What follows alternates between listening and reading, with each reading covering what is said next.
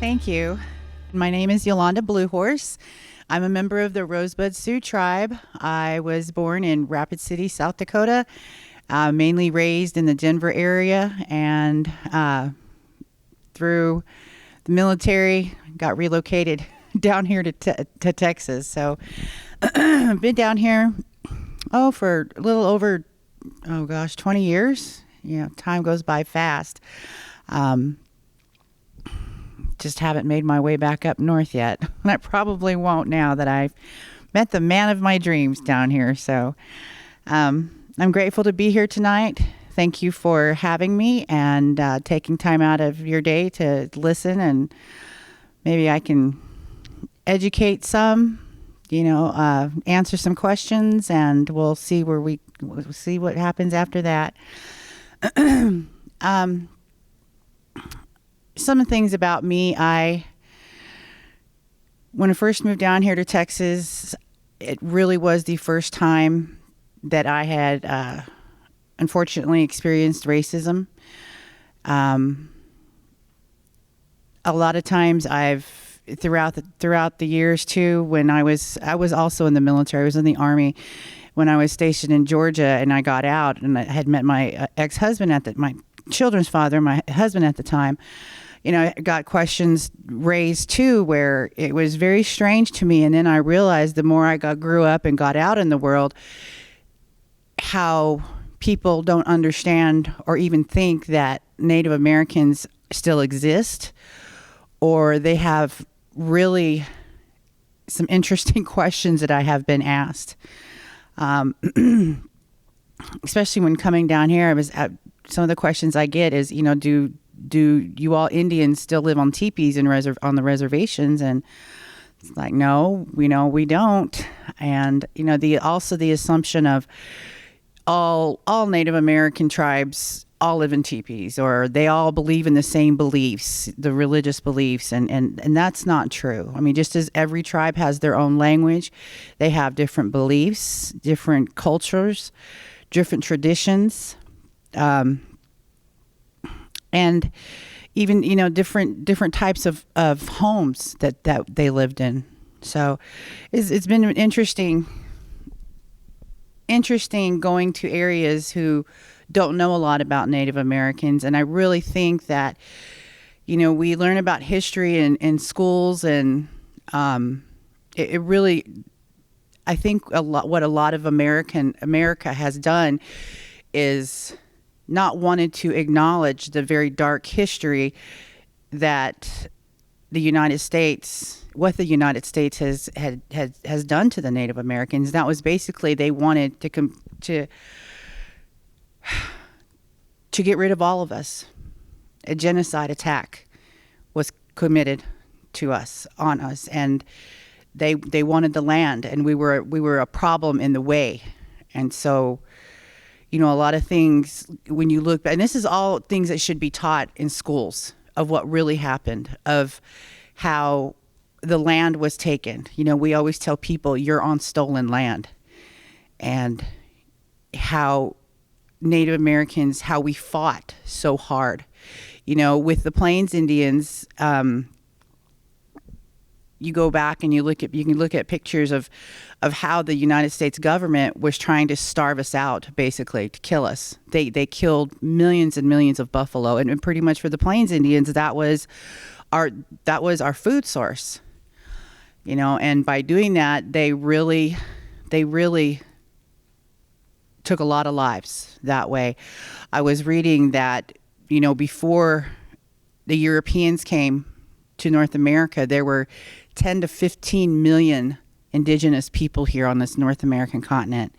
And by the time the 19th century, 1900s came around, there was less than 250,000 of us left. That's how much they had wiped us out. And, we're here in your community. I think that's what bothers me a lot. Just because I'm brown doesn't mean, I'm just nobody to acknowledge. I really try to get out and talk to people about what it means to be Native American, how, like I was telling you earlier, when I was in Georgia and I was working in the civilian side, I had a lady come up and I worked as a phlebotomist. I worked for a company out there, and an elderly white lady came up and she wanted to meet me. And I thought, well, maybe this is a lady I did a good job drawing her blood on. And come to find out, and I had longer hair at the time, she wanted to come up and touch my hair. And she told me, she says, well, I've never touched a Native American before. And I thought, oh my goodness, how am I supposed to feel different? Just because I'm Native American. I mean, what was that about? And I remember one of the first times I thought, gee whiz, what is this? I didn't understand. So it's challenging to get out here sometimes and to talk. A lot of people think it's fun to dress up like a Native American. We've always, for years and years and years, advocated that we're not Halloween costumes. We're not mascots. Learn about the true history of where we come from. We all don't do this ooh thing. We don't have wacky tobacco in our pipes. Not all tribes use pipes. So these are some of the things that come up. And while it's interesting for me to hear these questions, I take it very seriously and want to educate, want to talk to people about who we are, that we are right beside you in your community. I might be the only one in the organization or in the corporation, but I'm here. And just because what you see in Hollywood or what's in the movies and how they portray us, some of that's not accurate. So really take the time to sit down and learn about who we are, how we are still fighting for our rights. And I'll go into the history of that in a little while, but it's been an interesting road to go down, and I've learned a lot myself. I've learned a lot of myself of how we have been suppressed, how we have been made to assimilate into the society that we live in today. A lot of people don't know what boarding schools were. And the boarding schools were created by a general who believed that he needs to kill the Indian and save the man. And basically what these boarding schools did was they took children away from their tribes, from their families, and they were made to cut their hair, to not dress in their native clothing, and to lose their language. And they were punished very harshly if those children did not follow those rules. So our younger ones were being forcibly made to assimilate into white culture, basically. Some of the stories, if you look at boarding schools, some of the stories that you hear of the survivors, they're very sad. A lot of physical and sexual abuse went on. A lot of children died, and it wasn't reported. Graves are still being found right now. Even in our lifetime, graves are still being dug up. They're finding more children had died. So it's really sad. If you get a chance, look that up, because not a lot of people realize what boarding schools are, what it meant for us. So again, like I said, I'm a member of the Rosebud Sioux Tribe. It is a reservation that's located in south central South Dakota. Right beside it is the Pine Ridge Reservation. The Great Sioux Nation is comprised of 7 different tribes, and each one has a different reservation. The word Sioux we don't like to use. And I'll go back and forth so people understand, I guess, what I'm talking about more so. But we refer to ourselves as Lakota. And the other, there's Lakota, Dakota, and Nakota. And it depends on what tribe you're from, what you call. So I am Lakota. And how I got to be here tonight. I'm very thankful. For a lot of my life, I have been, prior to coming to Texas, just a mother. I had been in the military. I'd gotten out. I had, my husband at the time was still in. He got stationed down here at Fort Hood, and that's how we got down here. But going back, like I said, the first time I really experienced racism was when we got out. And we had moved to Gainesville, which is a town up north of here, right on the other side, right up near Oklahoma. And my 2.5-year-old daughter was murdered. It took about 5 years to finally get the babysitter, who was white, to trial, and she eventually was found guilty of capital murder. But during those 5 years, the police in that town came after my husband at the time and he's Native American too.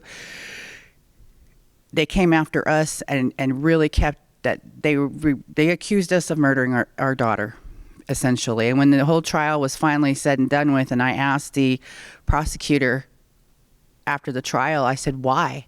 They had our military records. They had everything. Why did they keep coming after us? And she said, it was because of the color of your skin. And I'll never forget that. That was very, very hard to realize that. Growing up in Denver, it's a big melting pot of people. I never experienced racism there, but I came down here, and that's what happened. And that's when I also learned what Texas Rangers are too. I did not realize, moving down here, the Texas Rangers, I thought they were just a baseball team, but that there actually is an entity called the Texas Rangers. And if you look that up, they're an entity that I'm surprised is that still even exists today, that they were created to kill off all the Indians and get the Mexicans out of Texas. So that to me was even shocking too. I've done a lot of advocacy work, as far as, I don't know if a lot of people know what happened up at Standing Rock a few years ago with the Dakota Access Pipeline.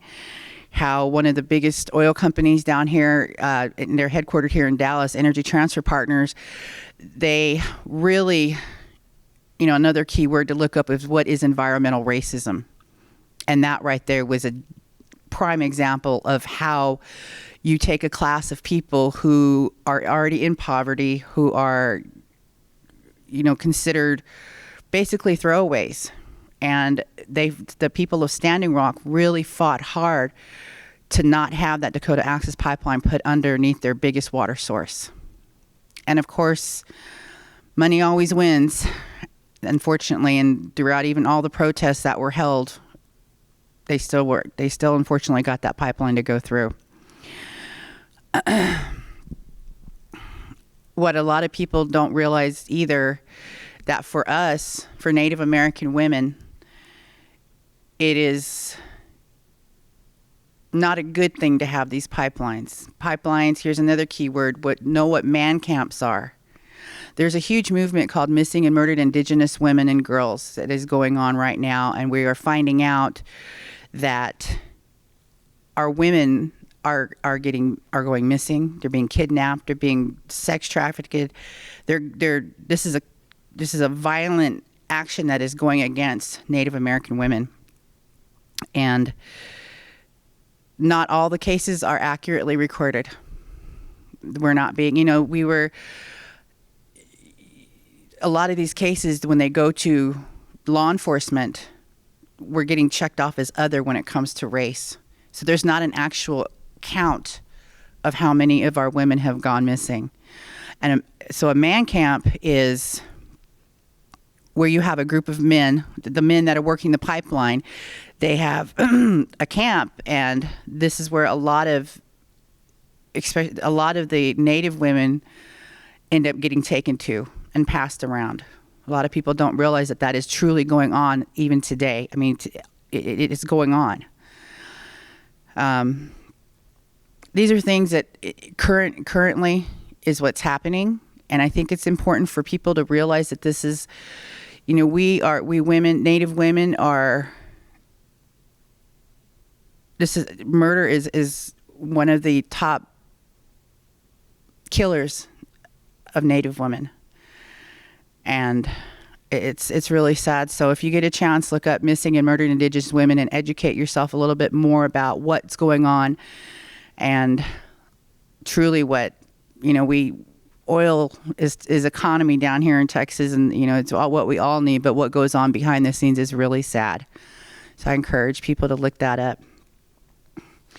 I wanted to go a little bit about, into history of Lakota people. Didn't want to get too deep into it, but just to give, we were one of the last tribes to fight the United States government. We are one of the only tribes, I believe, that conquered the U.S. flag on U.S. soil during one of the last wars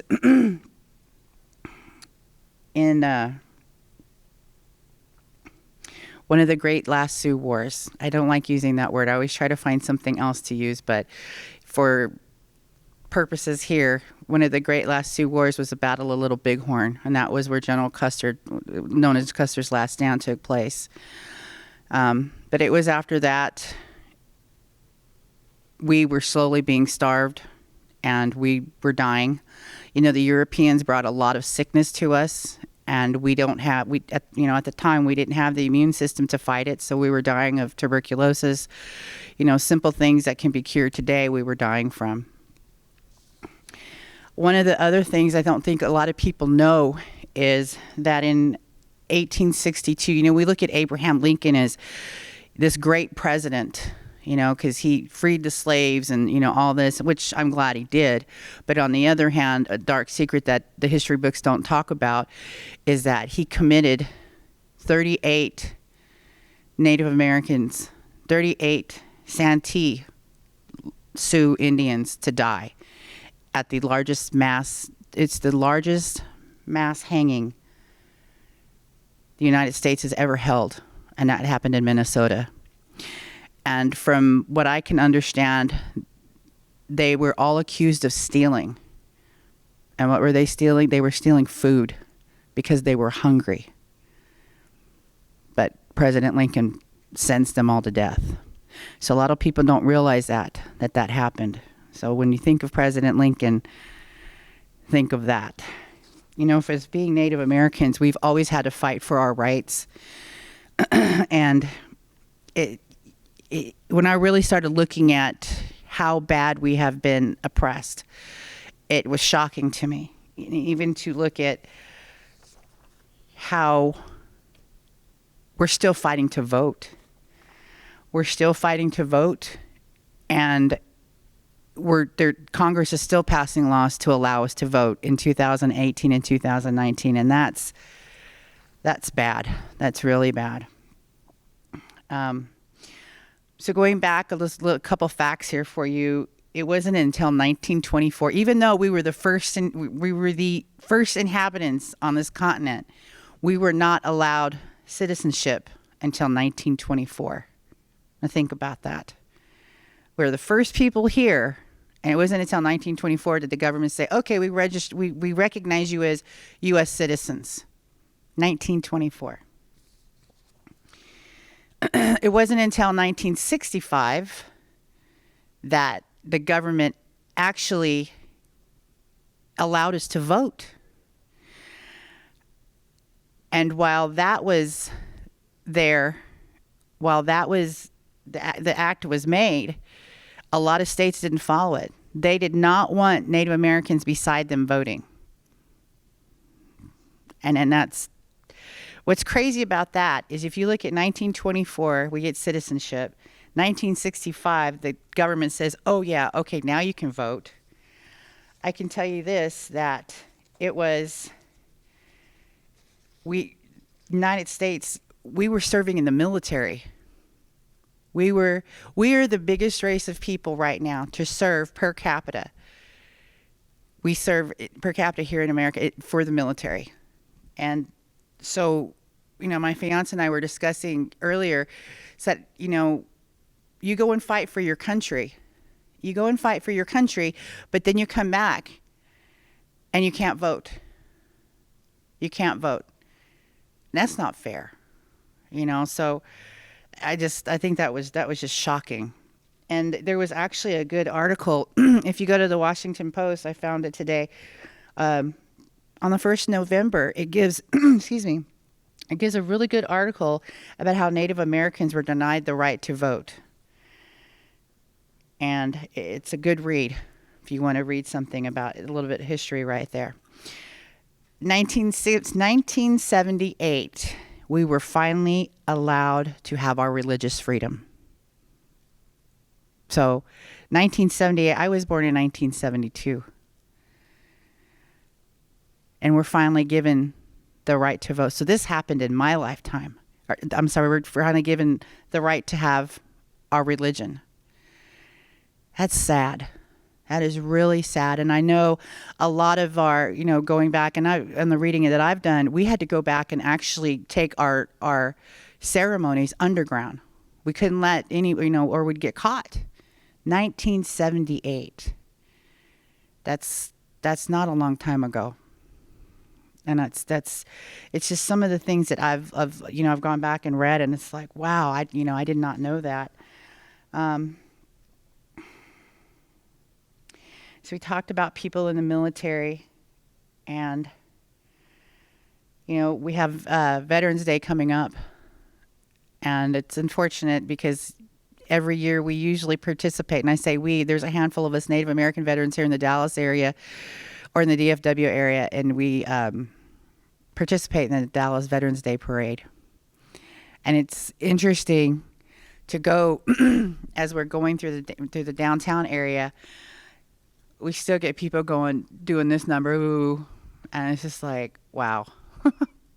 No, we don't do that. But it's been interesting, I think, just learning about, the more I read, the more I learn about my culture. The questions out there that people have, it's been a whole learning process, and I'm hoping that by doing things like this, it also encourages people. Don't be afraid to ask. No question is ever a stupid question. Don't be afraid to ask. Take the time out to learn.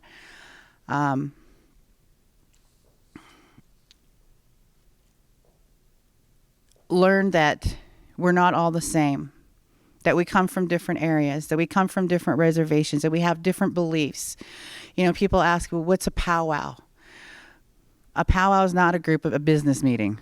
A powwow for Native Americans, which just is the definition, is a gathering of different tribes to celebrate, to dance, to wear regalia. If you look that word up, there's another word right there. What regalia is to Native Americans. It's the traditional dress that, of course, it's colored. It's more colored now, but it is the traditional dress, and where we got together and we do trading. We honor families. And Dallas North Texas usually has a few powwows, except during this pandemic. We haven't been able to have any, obviously, but the Gathering of Nations is probably one of the biggest powwows over there in New Mexico. That's a really good one to look at if you want to learn about what a powwow is. All of our songs that our drums sing, they're all different. They're different languages. So it's really interesting to see all the colors and the dance and the varieties that we have. We're not all the same.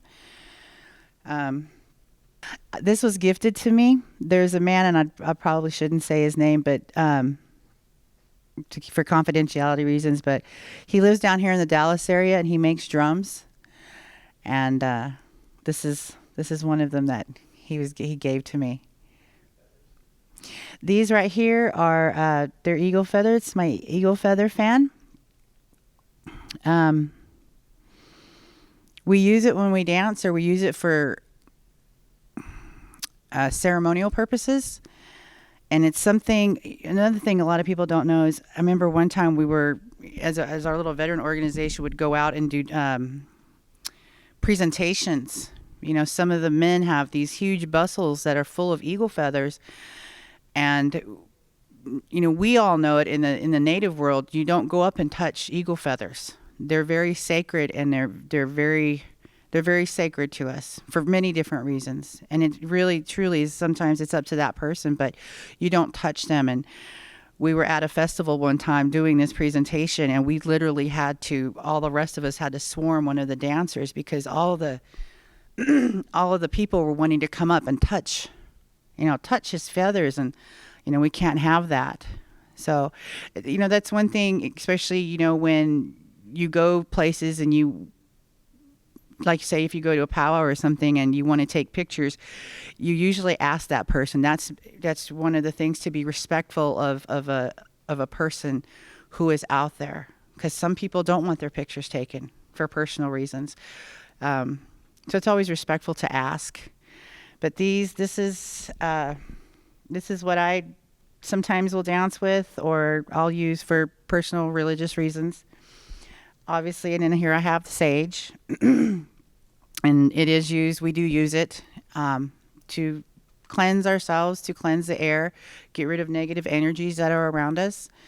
And again, different tribes use different things for medicine purposes. So, and it just, those are, don't just always assume that everybody every tribe uses sage. They could use something different. So,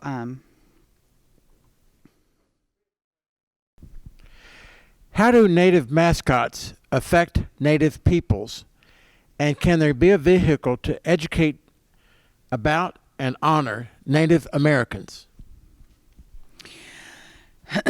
So currently right now in the North Texas area, and I won't name the school district, but there is a school district that does have a Native American mascot. And when you have a Native child that is going to a school, or maybe a teacher who is Native American working at that school that has a Native mascot, that really, and if you think about that, that really just isn't right at all. We are the only race of people that were turned into characters for schools. It can be harmful to a Native child who is, as they grow up, they're figuring out who they are, what they represent, what race they are. They're learning, but yet they look up and you look down at the mascot or the cheerleaders, and they're dressed up in these make believe, Native costumes or whatnot. That can be very confusing for a Native child. For a non-Native child, let's say you go to a football game, and the rival team is, oh, kill the Indians, oh, the Indians are getting massacred. That's bad too. So it brings out a lot of that negative, and it shows non-Native kids that it's okay to make fun of another race, that it's okay to dress up like another race, and it's not right. I mean, you don't see any other race being used as a mascot. But then these schools seem to think that, oh, but we're honoring you. We're honoring you. We're this is a tradition for us. We don't want to be honored like that. We want to be honored by you learning about who we are, what we've been through, what the textbooks aren't teaching you, that we are still here, that we are still fighting to preserve our language, that we're still struggling to preserve our culture and to just survive. And that we're not characters, we're not cartoon characters, but we're here. Do things that will help us learn about who we are. Learn about what land you're on, what tribes that came down here through Texas. Learn about what different tribes that are out there. Learn about what it means to be a federally recognized tribe versus some of these tribes don't even get any federal recognition. Which brings me up on another topic too. A lot of questions that I get asked is, oh, don't you get free college? No, I don't. There is a handful of tribal colleges out there that if you choose to go to it, it is paid for, but those are tribal colleges. The college I went through, Texas A&M, I have to pay for that. Education is we still are getting stronger in this current society. Education, to get a higher education, can be challenging for us. especially if you are one, a child that has grown up on the reservation and you hopefully you will graduate. Conditions on reservations are very poor economically. They're and depressed. It's depressing. Do you have the money to get off, or do you stay there and try to thrive?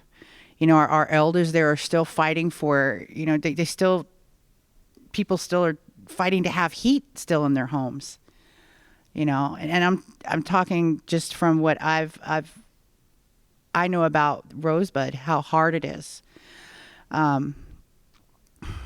So the conditions there aren't good. But for a child to graduate high school, we don't have the highest high school graduates on reservations. But to get a higher education I bet maybe we put out a doctor, maybe 2 a year, maybe 5 a year at best. So that's, I'm grateful that I was able to get to where I was, and I have acquired my master's degree in business a couple years ago. Raising a family and doing, having to go through a homicide was very challenging, but I was able to finally get mine in 2017, but I have to pay for it. Another thing people think is, oh, you tribes owns casinos, so you're all rich. No, that's not true either. There's a lot of hands that go into the pot at these casinos. And if there are tribes that do get money, most of the time it goes back into the infrastructure of the community, to the schools, to the school programs, to the community programs. Are some tribes lucky? Some tribes get money? Some of them do. I don't. There's a lot of tribes out there that don't get money from the tribes. Because we are located off of the tribe, we also get sometimes excluded from getting additional help or additional funds. There's a lot of myths that go on out there of how we are all rich, and we're not. One of the biggest thing is, if you go back in history and you look at the Sioux tribe, I'm thinking of the Black Hills. That was supposed to be where we were placed by the United States government, and we didn't get to keep that either once gold was found. And now it's being drilled for uranium. So, these are our homelands that we are fighting to keep.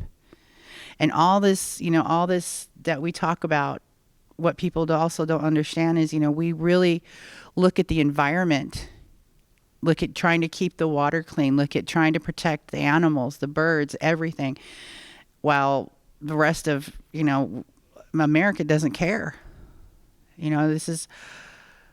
The environment outside is very important to us, and it always has been.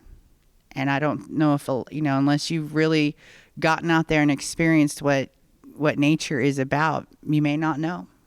So another thing, take some time to go outside during this whole pandemic and just feel the sun, feel the air, smell the air, feel the wind, and realize that this is what our planet is about. But going back to the mascot issue, these are things, there's so much education that schools can do. Ask Native Americans to come into your schools to talk. Ask what it means to live life today. It is a struggle. My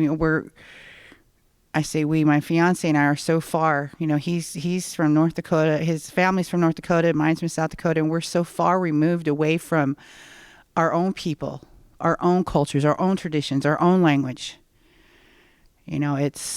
While the reservations are poor, I often think, while I might be out here, have a place, have a car, have a job, they are truly the richest because they still have their culture and their language. And I think that's so important. I wish you could just, in a snap of a finger, go back up there and learn all of what I haven't been able to learn about being Lakota. We have a question. Can you explain why Sioux is not a word that you like to use? The word Sioux, it was given to us by the French, and that is not what we choose to call ours. Just like the Navajo choose to be called Dene. That's our language, not what a European gave us. So that's why we choose to use Lakota as such. Another question is, can you speak about other Lakota ties to the natural world?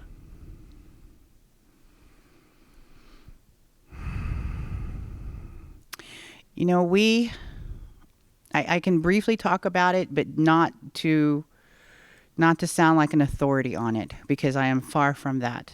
I just know what I have learned. To the natural world, I'm assuming that means to the environment.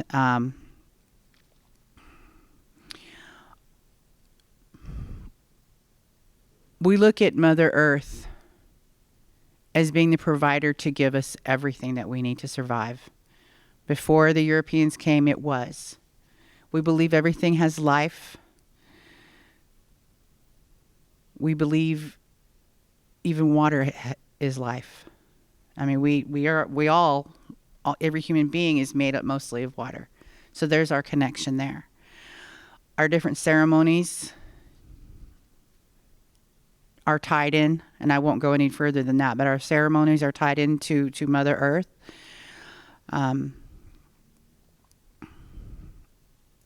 In our ceremonies, we don't have a church per se. We don't have a four-walled area where we pray traditionally. Everything that we use is outside. So I hope that answers that question. We have an image up right now that shows a Lakota code talker during World War II. Can you talk a little bit about the Lakota code talkers? The code talkers were in World War I and II. The code talkers, especially in World War I, I was reading too, Choctaw and other American Indians would communicate in the military. They would communicate sending encrypted messages by using their own language. So the Choctaw did that. Most notably, in World War II, it was the Navajo code talkers, and it was due to them, talking with their language. The Japanese couldn't figure out couldn't figure how to decipher their language. So the code talkers were greatly honored because they were the ones that probably won the war. There's many different tribes. Lakota code talkers were there, like I said, but Navajo is mainly the most notable ones. And I do believe there's a couple of the Navajo code talkers left. I was fortunately a few years ago able to meet one. He came to Dallas and did a book tour, and it was really an honor to meet somebody of his stature, to realize that it was the language and their strength that saved the United States. What questions are you asked that you know that the people are well-meaning, but they're still offensive? Well, it's like like earlier I had said that people still ask if we lived in teepees still. What are some of the questions? I think I've become so numb to just hear, I don't get shocked too much anymore. People think a lot of, we put crazy stuff in our tobaccos, and that's what makes us see spiritual stuff. And, basically that we're getting high, and we're not. It's very natural tobacco that is being used. Again, not all tribes have pipes. Some tribes don't.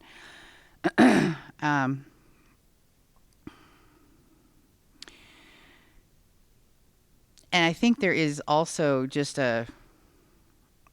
for some reason, a lot of people just think that, we all have the same beliefs and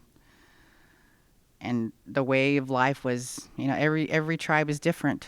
You have the coastal tribes, which their food source was primarily, fish. For the Plains Indians, it was the buffalo, so it depends on what part of North America those tribes were indigenous from.